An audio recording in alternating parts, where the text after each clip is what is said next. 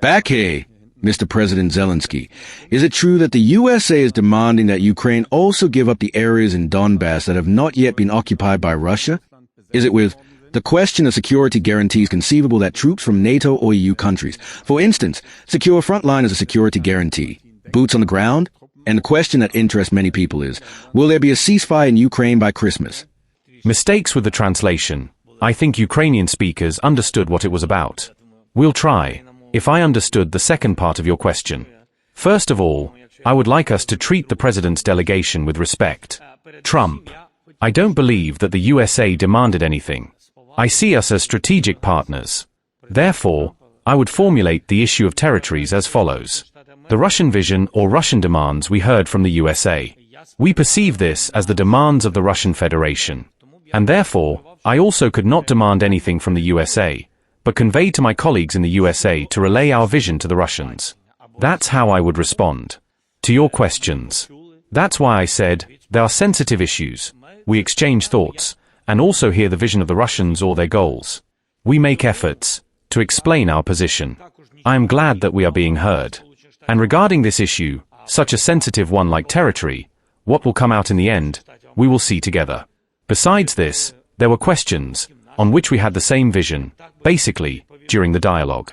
So, regarding the second part of your question, it's about the line of contact, right?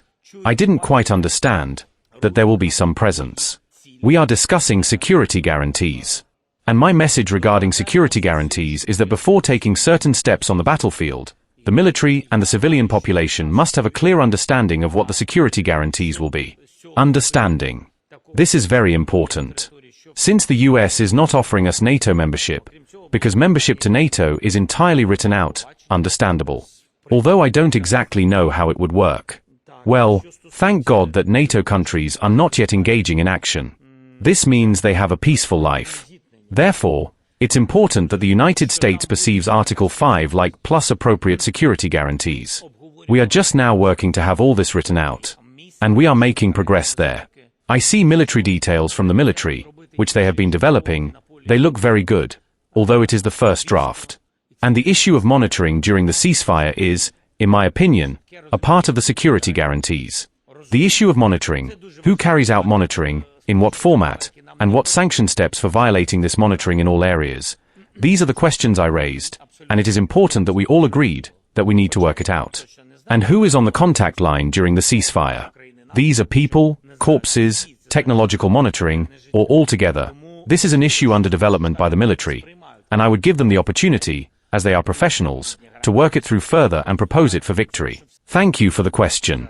First of all, we had such a first meeting or the first such days of meetings in this composition with Mr. Witkoff, Mr. Kushner, and also with the United States team. Before this, similar meetings our teams conducted, and there were meetings together with European representatives of national security advisors. Well, and many meetings, we know, of this American team took place in Russia with Putin. I always really wanted this team to come to Ukraine, but I was prepared that if it wasn't possible due to various reasons, we could have a long conversation or conversations and try one to understand each other. And there was indeed progress on many issues.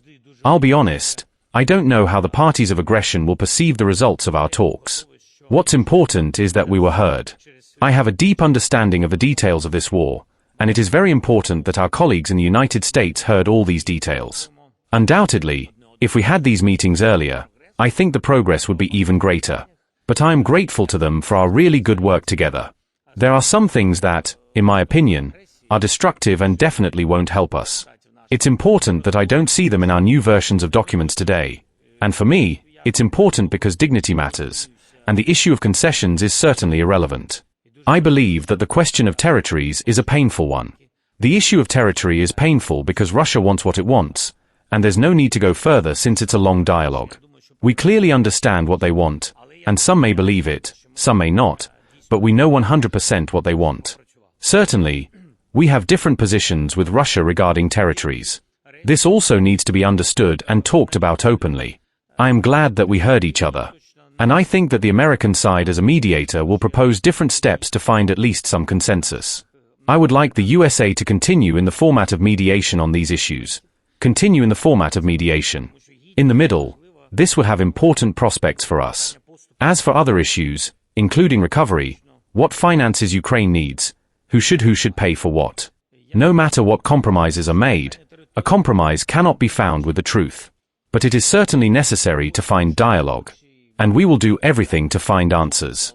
Answers to questions of security guarantees, territories, money as compensation for Ukraine, to rebuild Ukraine. This money will not just appear out of nowhere. It is necessary to understand the source. And therefore, I think everyone understands our position on frozen assets.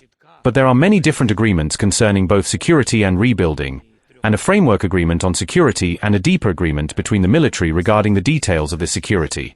Much progress has been made, and I am grateful for that. Question about Ukraine. Now that the meetings in Berlin have wrapped up with Zelensky, right, is there a timetable for going to Moscow? Is a delegation going? Well, I think that the delegation is largely there right now, actually. They're in Europe, and they met with those people that I called out before, the various countries, plus some others. They want to see it end, Katie. They want to see it end. I want to see it end. They want to see it end.